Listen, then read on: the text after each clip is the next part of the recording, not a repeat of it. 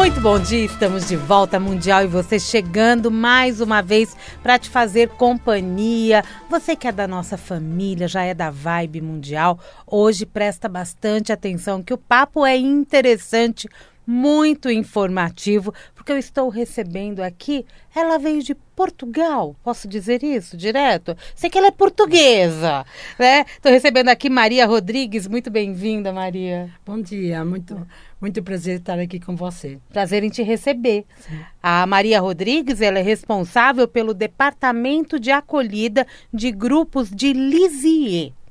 O que significa? O que significa que estou eu aí, de braço aberto, para receber todo o brasileiro que vai ver Santa Teresinha. Vamos falar de Santa Teresinha, vamos falar das relíquias de Santa Teresinha que estão fazendo a sua passagem pelo Brasil. E a Maria está aqui para explicar um pouco de tudo isso para a gente, inclusive para a gente falar de Santa Teresinha e seus santos pais.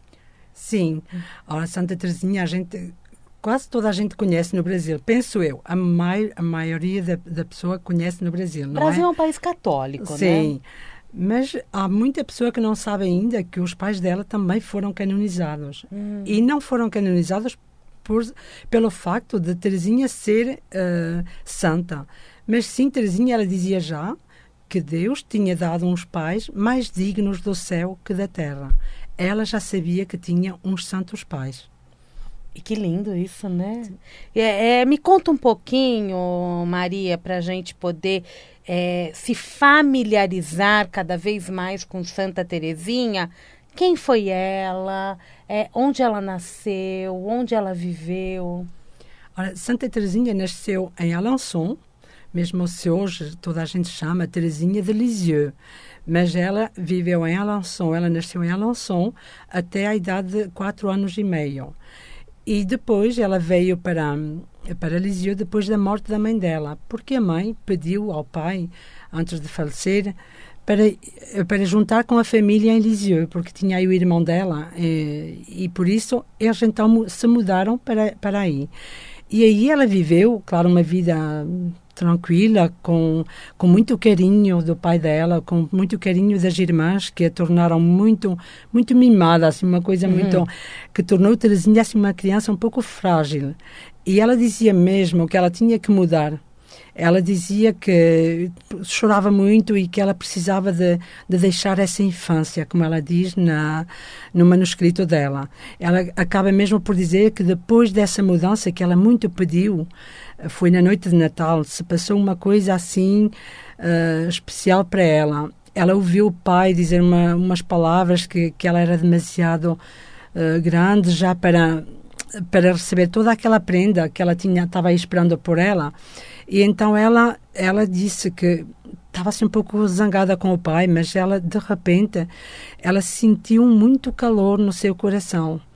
E ela disse que foi Jesus que veio visitá-la e que Jesus transformou o seu coração. Naquilo que ela escreveu, ela diz mesmo, falando dela, ela diz: Teresa não era mais a mesma. Ela nessa noite mudou e ela então apanhou uma força que jamais a deixou. Ela tornou-se essa jovem que decidiu entrar para o Carmelo com 15 anos e daí ela permaneceu no Carmelo sempre com uma força que mesmo na doença, pois ela sofreu, na doença, nas dificuldades, jamais essa força a abandonou. Ela morreu de doença? Sim, ela morreu de tuberculose. Aí no Carmelo. Era muito frequente essa doença na época, claro, e ela assim morreu, mas ela, como ela dizia, eu não vou morrer, eu estou entrando na vida. Foram essas palavras dela, porque ela dizia que ela queria fazer muita coisa. Ela dizia, quando falava para Jesus, ela dizia, uma só vida não chegaria para eu poder realizar tudo aquilo que eu desejo. Eu quero ser missionária, eu quero ser padre, eu quero lutar pela minha pátria. Ela queria viajar, ela queria fazer tudo isso, ela queria levar o amor até aos confins da terra, como ela dizia. E por isso ela disse sempre, eu desejarei ser missionária. E por isso o sentido que vocês hoje têm de estar o relicário aqui no Brasil. que esse presente que o Brasil fez para a Teresinha, de oferecer esses relicários, ou dois, esse que está sempre aí no Carmelo e o outro que chegou ao Brasil agora, desde o início da semana, é essa maneira de a gente ajudar Teresinha a ela realizar esse sonho de ser missionária, porque ela assim continua evangelizando.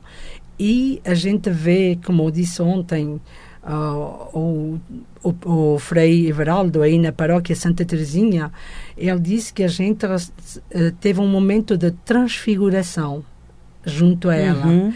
E eu penso que é isso que Teresinha vai realizar, não só em São Paulo, mas toda a Diocese de Marília que ela vai visitar.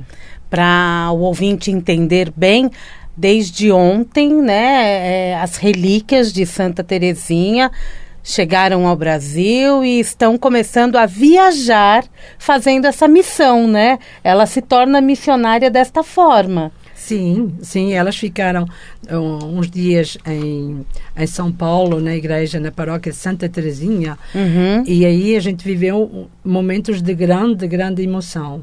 Onde é a paróquia de Santa Teresinha? Higienópolis, aqui pertinho. Sim, aqui muito pertinho. Ela teve aí muita gente e foram momentos, eles não queriam que a relíquia saísse, que ela fosse embora. Já queriam que fizesse parte da paróquia. Sim, que ela ficasse aí. E eu penso que sim, que Teresinha sentiu-se aí muito bem.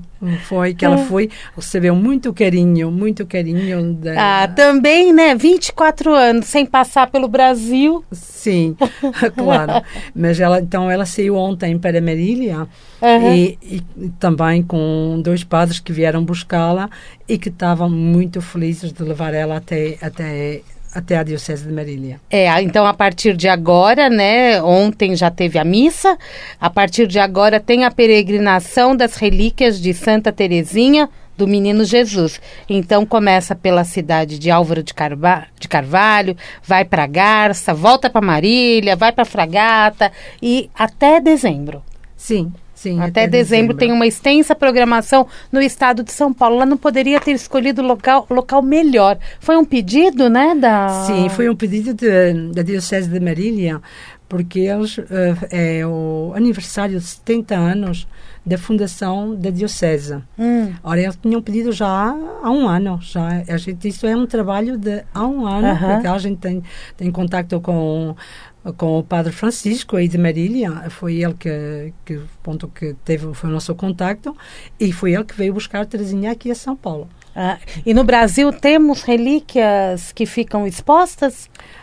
Há certas, sim, há conventos. Independente destas? Sim, independente dessa, há conventos, sim, que têm relíquia de Santa Teresinha. Aí na igreja das Higienópolis, de Santa Teresinha, aí está uma relíquia, ele tem 2 relíquias mesmo que eu vi, não é? Então, uma, quando você entra, que está aí exposta, e tem outra que eu vi ele benzer, no dia que a gente teve a missa, que eles benzeram, deram a benção final com a relíquia na mão. Que beleza, né? E o povo, quando está presente numa cerimônia desta, né, numa missa ou outro evento desse estilo, acaba sentindo mais Santa Teresinha próxima, né? Assim, a fé aumenta. Sim, a fé aumenta. A gente viu ontem muito jovem, e eu fiquei impressionada com muito jovem, muito casal com criança, com criancinha. Ontem a missa foi um encanto. Estava muita criança e ficamos impressionados com isso, porque a gente via no rosto deles, viam-se lágrimas, mas viam-se muita alegria de sentir ali Teresinha junto a eles. Que lindo, né? Eu acho que esse é um trabalho que faz com que mexe com o nosso íntimo, a nossa espiritualidade, né? Não só com a nossa religiosidade. Sim, talvez a palavra está muito bem escolhida por você, espiritualidade, porque Teresinha, não só aquele que se diz católico, mas a espiritualidade dela vai mais além. Ela tem um lado muito universal, Teresinha. A espiritualidade dela, que é a pequena via, esse pequenino caminho que ela nos mostra, seguido talvez só pelo abandono, pela confiança, e que ela diz mesmo nas palavras dela que é a confiança, unicamente a confiança que nos leva ao amor. Ora, isso a gente vê aí entrar no santuário muita gente que não é crente, pessoa que não é católica, ou então de outra religião, ela pode ser mesmo muçulmana, tudo. Eles descobrem Teresinha através dos escritos dela, e ela tem esse lado dessa espiritualidade que mesmo aquele que se diz, eu não acredito em Deus, mas ele não está vendo que ela, através do caminho de Teresinha, é até Deus que ela está levando. Tem um caminho, né? Sim. Quando quando ela foi canonizada, não? Ela recebeu o título de doutora em ciência do amor? Sim, ela foi depois de ser canonizada. Depois de ser canonizada. Foi pelo Papa João Paulo II, São João Paulo II, que ele declarou ela doutora da Igreja. Doutora da Igreja, claro. A gente pergunta aí, muita gente diz assim, porque ela está tratando, porque ela está curando. Eu digo, sim, ela também trata assim. Mas ela recebeu esse título, doutora da Igreja, que é doutora do amor, da ciência do amor, porque Teresinha, quando lhe falavam em ciência, não é? Ela explicava para a irmã que a única ciência que ela sabia explicar era a ciência do amor. Ah, que lindo. E foi por isso que a Unesco declarou Teresinha como, não foi Santa Teresa, mas foi Teresa de Lisieux, que ele escolheu para ser representada estes 2 anos, 2022, 2023, para o aniversário, os 150 anos do nascimento dela. Por quê? Porque ela é hoje, atualmente, considerada como uma jovem mulher de ciência, de paz e de educação. Ora, claro, paz, porque ela fez muito pelos soldados durante a Primeira Guerra Mundial e a Segunda Guerra Mundial. De ciência, porque isso que eu expliquei, que é a ciência do amor, que a Teresinha, ela diz que realmente é a ciência que ela mais sabe explicar, que foi a do amor. E de educação, porque ela ajudava muito aquelas jovens que entravam para o Carmelo. E era ela que formava elas, mas muitas vezes algumas eram mais idosas do que ela, já tinham mais idade que ela. Mas ela sempre soube ensinar com aquela cultura que ela tinha, e ela ajudou. E isso nos serve muito no nosso dia de hoje. E a gente está falando do século XIX. Certo. Não é? Sim, do século XIX. Sim. Ela teve uma vida muito curta, porém ela aprendeu a ler e escrever? Sim, ela tinha uma formação muito interessante. Teresinha, ela, claro, foi na escola, e ela depois não queria mais continuar na escola porque a irmã dela, a Celina, deixou a escola. E como eu expliquei no princípio que ela se tornou-se muito tímida depois da morte da mãe, e ela não queria ficar na escola sem irmã. E então ela teve uma professora privada, já para aquela época. Ela teve uma professora que ajudou muito, e teve as irmãs, a Pauline e a Maria. Ajudaram muito, muito ela, e elas tinham uma educação para a época que era extraordinária. Mesmo os pais já educavam elas com muito amor em Deus, em primeiro, porque na família era Deus primeiro servido, mas em seguida muita liberdade que eles davam já para as filhas. Elas tinham aquele respeito que a gente até hoje nos parece quase impossível, mas eles davam essa liberdade às filhas, e muita, muita educação.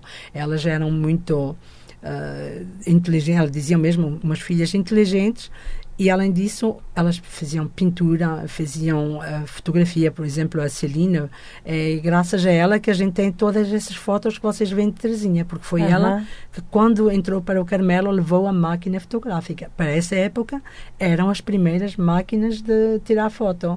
Ela era uma pessoa que realmente agora, como santa, né, no decorrer dos anos todos, ganhou um significado muito grande, principalmente para as mulheres, para as artes, não é? A mãe? Vamos falar da mãe, dos pais, né? Eu quero entender também um pouquinho. Sim, olha, os pais, a mãe já era uma senhora que ela tinha uma empresa já aí de renda, que é o que se chama o Ponto d'Alençon, que é uma coisa fantástica, que está também classificado pela Unesco. É uma renda que, para dar uma ideia, é uma coisa que hoje ninguém pode utilizar na roupa, porque é muito, muito, muito caro. É uma coisa... é muito, muito caro, porque são muitas horas de trabalho, muita hora de trabalho, e ela tinha já isso ainda de solteira.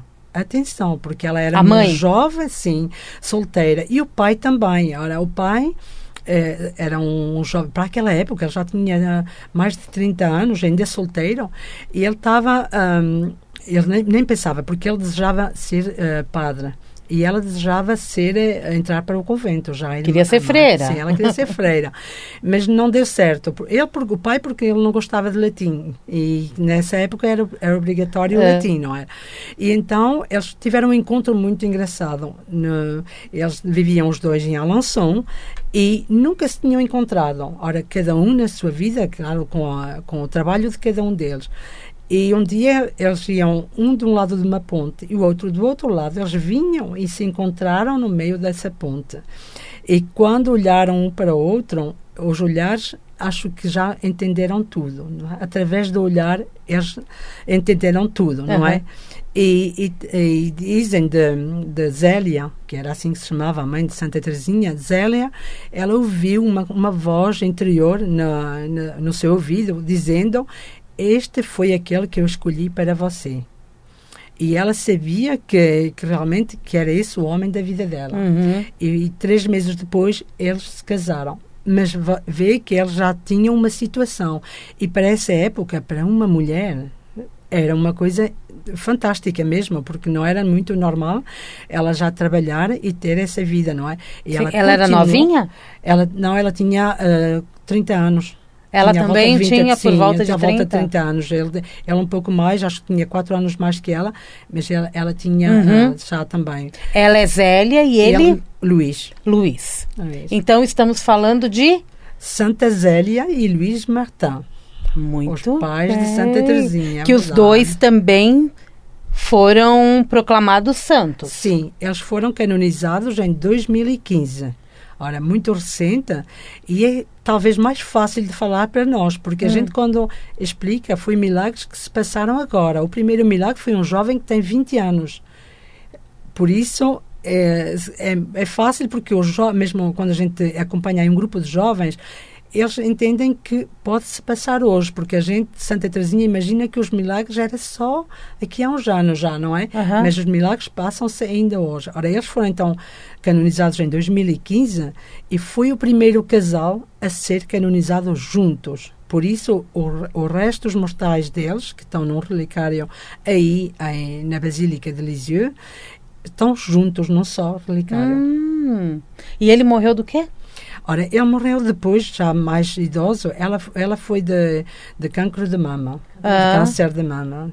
E ele morreu de uma morte natural, mas ele diziam que era uma doença, a gente pensa um pouco como Alzheimer hoje, não é? Mas nessa época eles diziam demência, que ele tinha assim um pouco de demência, não é? Mas talvez mais comparado àquilo que a gente vê hoje no Alzheimer. Muito bem. E os dois hoje também fazem parte de toda essa história de Santa Teresinha. Sim, para compreender essa história, claro, a gente quando pega numa história não vai começar no meio, não é? Então tem que ir a Alençon, compreender essa história aí das raízes da Teresinha em Alençon, que se encontra a mais ou menos 1 hora de Lisieux, e depois vir até Lisieux e ver a história que continua aí, através da vida que ela aí teve, do Carmelo onde ela entrou, e aí ela terminou a vida dela aos 24 anos. Bonito, né? Onde fica Lisieux? Ora, Lisieux e Alençon estão mais ou menos a meio caminho na Normandie, claro, partindo de Paris, em França, não é? Partindo de Paris, estão a meio caminho com o Monte São Miguel, o Mont Saint-Michel, como dizem aí, não é? Que os nossos ouvintes amam. Sim, por isso eu sei que, ora, então, quando vocês vão, fazem uma paragem aí entre Alençon e Lisieux, e assim vocês conhecem melhor a história de Santa Teresinha. Faz uma peregrinação, né? Claro. Direitinho. Sim, é uma peregrinação e também um tempo de se encontrar a si própria. Por quê? Por quê? Porque é preciso tomar tempo para entender a história dessa família. Você não pode fazer isso assim em 2 horas, chegar aí e correr para voltar para Paris ou ir para o Monte São Miguel. Você tem que tomar tempo de escutar, sabe, a gente quando diz que vai peregrinar é com os pés, não é? Tem que a gente andar. Então, com o pé vai tocar esse lugar onde ela esteve, onde os pais estiveram, onde essas crianças foram educadas, e a gente tocar nessas brinquedos de Terezinha, tocar, ver, é tudo tudo precisa de tempo. Estão conservados? Está tudo conservado. Tem coisas em Alençon e em Lisieux, na casa dela. Está o vestido de primeira comunhão dela. Está muitos brinquedos. Está uma coisa que eu gosto muito. Foi a última prendinha que a irmã dela, Celina, fez para ela na noite de Natal, do último Natal, que ela estava esperando que o Papa desse autorização para ela entrar para o Carmelo, porque ela era muito novinha. Sim. Então ela disse para a irmã, uns dias antes do Natal, a irmã perguntou para ela: o que é que você quer neste Natal? E ela disse: eu não quero nada, porque Jesus acho que se está esquecendo de mim. E então a irmã fez para ela um barquinho que está aí conservado nessa casa, e nesse barquinho a irmã chamou o abandono. Sim. E numa vela do barco ela escreveu a confiança, e na outra vela ela marcou: eu estou dormindo, mas o meu coração está velando. E ela disse para Terezinha: Jesus pode dormir e não te estar a escutar, mas ele está velando pelas suas coisas. E uns dias depois de Natal, então ela recebeu o sim que ela estava esperando do Papa. Olha!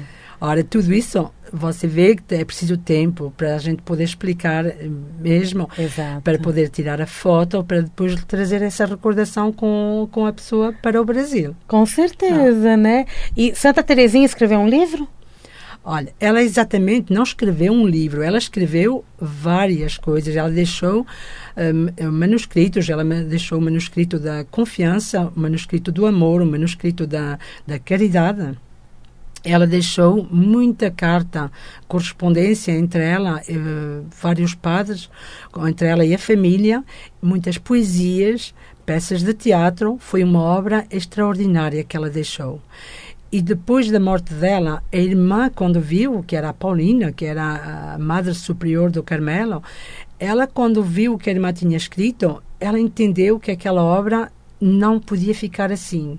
E então ela tomou conselho com um padre e ele disse: isto é uma obra universal, você deve publicar. Então foi aí que publicou, 1 ano apenas depois da morte dela, A História de uma Alma.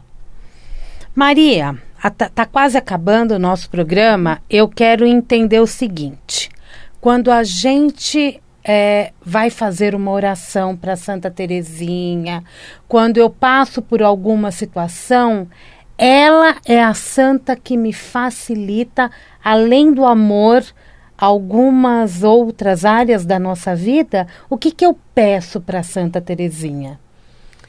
Olha, o que pode pedir para Santa Terezinha é que ela dê essa força e essa confiança de atravessar todo o obstáculo da vida como ela atravessou, porque ela disse que em toda a rosa há mais espinhos que flor. E que na nossa vida, mesmo nesse momento em que há mais, que nos parece mais obstáculo que coisa tranquila, então a gente atravessa com essa força de saber, de se abandonar nessa confiança em Terezinha, e que no final a gente encontrará essa força do amor que ela teve. É isso, que lindo! Não podíamos terminar de forma melhor. Então, você acompanha toda essa viagem de Santa Terezinha aqui em São Paulo, no Brasil, e depois segue para outro lugar. Sim, eu vim até São Paulo, que a gente tinha uns dias de trabalho muito intenso, mas acompanhei, foi um presente. Terezinha me trouxe, eu vim por ela e foi ela que me trouxe aqui ao Brasil. Foi um presente porque eu gostei imenso, adorei, porque senti muito carinho. Primeira vez no Brasil? Foi a primeira vez. Ah, muito bem-vinda, solo brasileiro. Mas eu senti-me em casa, eu senti-me mesmo em minha casa, porque tive muito carinho do povo brasileiro, de todas as pessoas que com quem trabalhamos, a Cris em particular, muito carinho. E sinto muito bem e voltarei. Se Deus quiser. E a Santa Terezinha? Sim, e talvez com Santa Terezinha. Talvez, quem sabe, né? Ela viaja tanto, levando toda essa missão que ela tem.